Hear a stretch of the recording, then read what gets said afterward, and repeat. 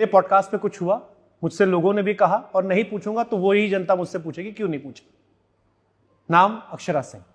हमारे यहां पॉडकास्ट हुआ, उस पॉडकास्ट में वो रोई भी और हजारों बातें कही, जिसके बाद उस पॉडकास्ट पे हजारों कमेंट आज भी पड़े हैं जिसपे लोगों ने कहा पूछे, जिसमें कहा गया कि रहना है तो औकात में रहो, नहीं तो बाहर जाओ।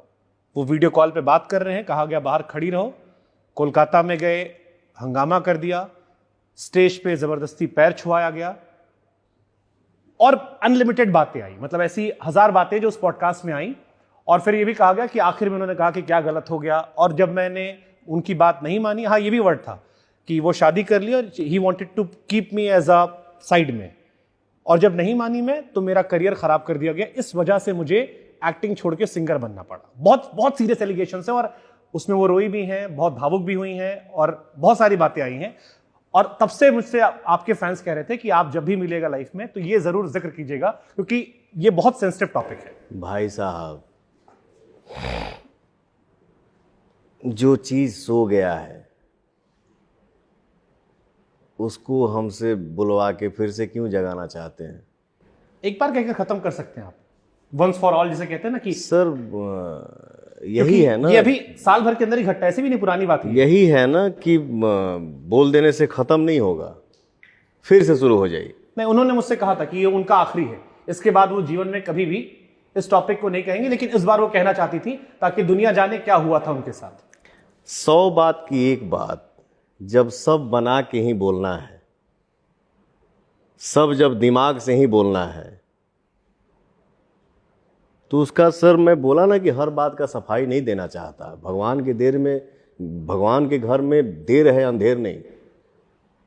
मैं क्या हूं, आप क्या हैं, हमारे बाप दादा कह गए हैं कि बेटा दीवाल का भी कान होता है। मैं क्यों बोलूं सर, मुझे नहीं बोलना। लेकिन आपको नहीं लगता, जैसे एक मुझे पर्टिकुलर घटना याद आई, कहा गया कि एक स्टैम्प पेपर मंगाया गया, उसमें कहा गया कि तुम साइन करो कि मेरी प्रॉपर्टी में भविष्य में किसी विवाद में तुम कुछ नहीं करोगी। मेरी आपकी माता जी का भी जिक्र किया गया कि आपने अपनी माता जी के हवाले से तो सर और ये सारी बातें सार्वजनिक तरह पे, ये कैमरे के सामने की बात है क्या? हाँ सारी बातें कि ऑन कैमरे पे है कि एक स्टैम्प पेपर मंगाया गया आपकी शादी से पहले, जिसमें कहा गया कि मेरी मम्मी ने कहा है मेरी माँ की खुशी के लिए तुम ये कर दो कि तुम मेरी प्रॉपर्टी में हिस्सा नहीं लोगी, भविष्य में कुछ ऐसा नहीं कहोगी, और मुझसे जबरदस्ती फिर साइन करवाया गया। हाँ सर, ये सत्य है, जो सत्य है मैं बोलूंगा, बोल ही दूंगा, ये फैक्ट है।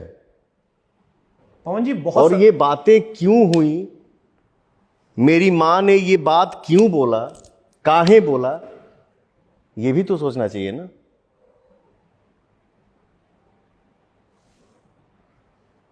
अगर पवन सिंह का और शुभांकर मिश्रा का दोस्ती हुआ, ठीक, शुभांकर मिश्रा ने पवन को बैठने का मौका दिया। भोजपुरी इंडस्ट्री में मैं नहीं बोलता सर, लेकिन होता है, मजबूरी हो जाता है कभी कभी बोलना। आप अपने जो आप चैनल चला रहे हैं उस पर लिखिएगा कि भोजपुरी का सलमान खान कौन है, या ये गूगल पे ही सर्च कर लीजिए, वो दिख जाएगा आपको। मैं बोलता नहीं हूं, मैं माफ़ी चाहता हूं अपने दुनिया जहान से।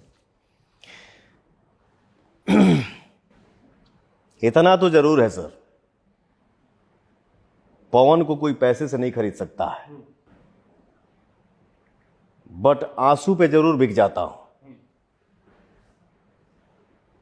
पवन को आंसू ही खरीद सकता है। खैर, अगर शुभांकर मिश्रा ने पवन को बैठने का मौका दिया, भाई बैठो ना, और दोनों का जब क्लोजनेस बढ़ता जाएगा तो आपके परिवार में माता को, पिता को, बड़े भाई को जब पता चलेगा कि पवन का पीछे का हिस्सा क्या है, तो शुभांकर को एक बार जरूर बैठा के समझाएगी माँ, चाहे बड़ा भाई या पिता, कि जो कर रहे हो वो सही नहीं है। अगर तुमको यही करना है तो या तो तुम वही चुन लो, नहीं तो इसको चुन लो। उस वक्त आप क्या करेंगे? अगर आपको अपनी माँ से प्यार है, जाहिर सी बात है माता जी की बात सुनेंगे। तो सर मैं इससे ज़्यादा क्या बोलूं? कोई बोलने को बोल दिया कि मेरे से ये करवाया गया, मेरे साथ ये हुआ, मैं ये नहीं बोलना चाहता हूं, माफ़ी चाहता हूं अपनी जनता से, बट भाई ने खुद दिया, भाई खुद नहीं दिया, सॉरी माफ़ी चाहता हूं। नहीं ठीक है, वो भाई ने, हमारे यहाँ भाषण समझते हैं, खुद भाई ने छेड़ देना मतलब। भाई ने पूछा, बट उनसे आप ये नहीं पूछिएगा कि मैडम आप किस स्थिति में पवन सिंह के साथ बैठी और आपको बैठाया, उनका कहना था आप उस टाइम क्या थी? उनका कहना था कि मैं उनसे बहुत, ये भी उन्होंने जिक्र किया कि मैं उनसे बहुत प्यार करती थी, मुझे उनसे शादी करनी थी, मैं अपने घर से रोज सुबह उठती थी, उनके घर जाकर उनको उठाती थी, खाना खिलाती थी, उनकी पूरी दिनचर्या की जिम्मेदारी मेरी थी, ये उन्होंने जिक्र किया। मैं आपको एक सेकंड, अगर आपने, क्योंकि ये जिक्र है, क्योंकि लास्ट डे जब उनसे बात हुई थी, रहना है तो औकात में रहना पड़ेगा, नहीं रहना है तो ये भी फैक्ट है, रहना है तो ढंग से रहिए, नहीं तो नमस्ते प्रणाम करिए, ये सत्य है। आपको जो लगेगा आप वो करिएगा। अब मैं उसको एक्सेप्ट करते जाऊं? नहीं कर सकता।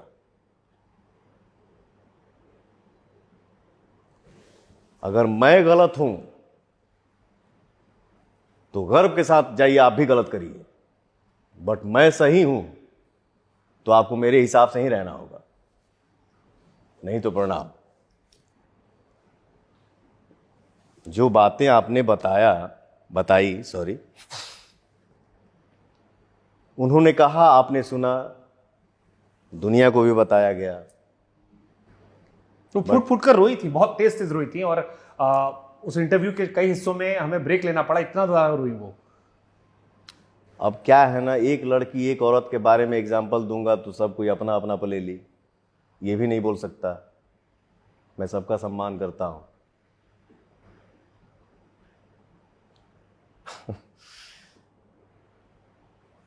सर मतलब मैं आपको ये इसलिए बता रहा हूं, देखिए हर तस्वीर के दो पहलू होते हैं। एक वो होगा जो आपका आलोचक वर्ग है, जिसको इस पे मौज काटने का मौका मिल गया।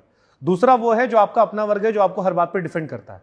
मैं आपको ऐसे 100 कमेंट दिखा सकता हूं जो आपको लेकर आए, जिसमें पूछा गया कि क्या पवन सिंह ने अक्षरा सिंह के साथ गलत किया था, भैया से पूछेगा। अब गलत सही की परिभाषा क्या है?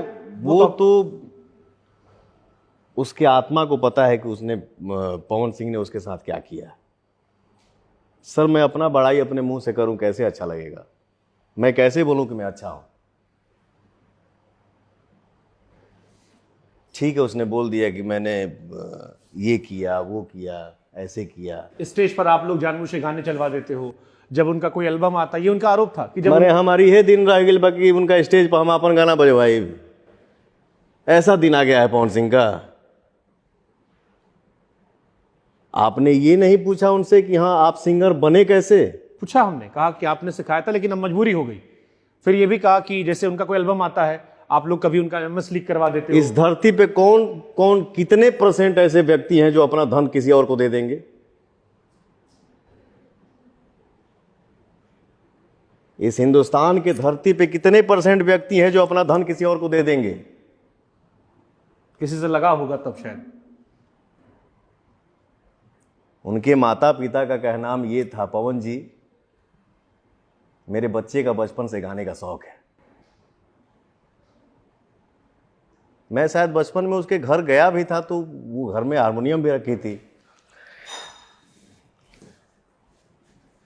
मैं फिल्म सिटी में शूट कर रहा था सर, मेरे लिए एक सावन का गाना बना था, नाचा हिला के करी हैया पवन सिंह के गाना बजा के। मैं सोचा वो भी बोलती है गाना है मुझे, गवाइए ना। उसकी माँ भी बोलती है कि पवन जी उसको गाने का बचपन से शौक है। मैं अपना गाना, मैं उसको फ़ोन किया, बेटा तुमको गाने का शौक है ना, तुम ये गाना गा लो, दिल बोल रहा है गाना हिट है। फिर मैंने म्यूजिक डायरेक्टर को फ़ोन किया कि सर ये गाना अक्षरा गाएगी, क्योंकि अपने मुंह से अपना बड़ाई अच्छा नहीं लगता है।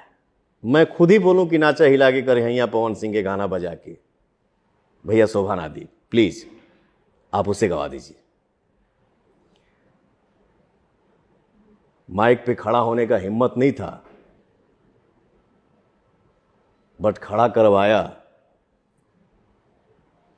गाना गवाया कैसे कैसे, मशीनरी कैसे कैसे उसको पिचिंग करके ठीक किया गया, गाना रिलीज हुआ, गाना सुपरहिट हो गया।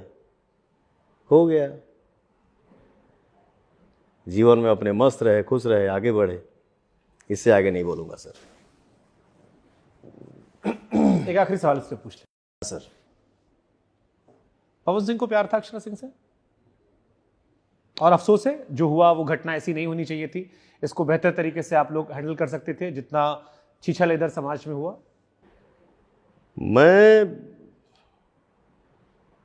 अपने जीवन में गद्दारी वाला लगाव किसी के साथ किया ही नहीं हूं, चाहे वो लड़का हो या लड़की हो। चीजें ऐसी हुई, समय के साथ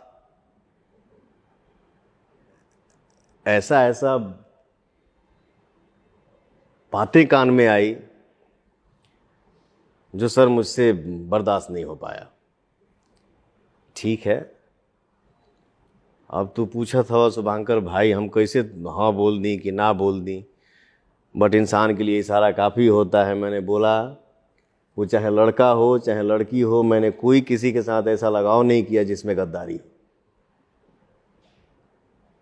बट एक बात जरूर बोलूँगा सर, मैं हमेशा चाहता हूँ किसी का भला हो, चाहे मेरा क्यों ना बिगड़ जाए, मेरा क्यों ना नुकसान हो जाए, लेकिन पवन का ये कंधा कलंकित है। चाहता अच्छा हूं बट दाग लग जाता है। कोई बात नहीं। फिल्मी दुनिया में जाने से पहले एक अफेयर किया,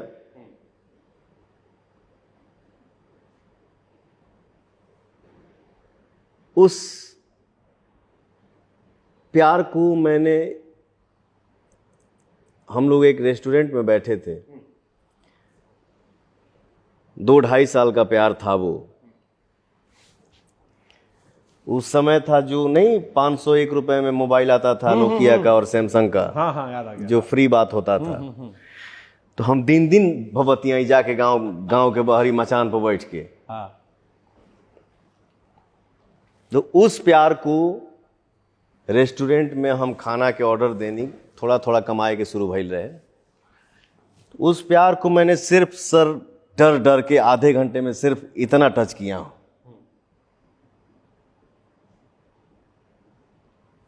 ये हो गया। और फिल्मी दुनिया में मैंने एक ही प्यार किया था अपने तरफ से, वो भी एक सर मेरा जिद ही था, वो जिद में हो गया प्यार। इसके बाद मेरे जीवन में जो भी हुआ है सर, वो कहा जाता है ना कि अगर इंसान अपने घर में किसी जानवर को भी रखता है उसे भी मोहब्बत हो जाता है। अगर पवन Shubhankar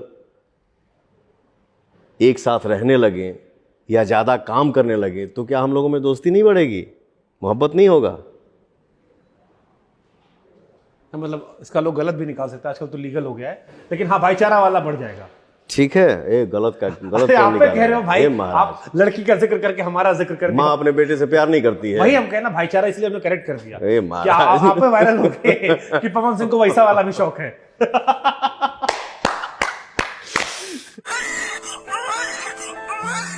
Divya Vatsalya Mamta Fertility Center Private Limited. More than 65,000 IVF successful cases. माता पिता बनने की ओर अपना पहला कदम बढ़ाएं।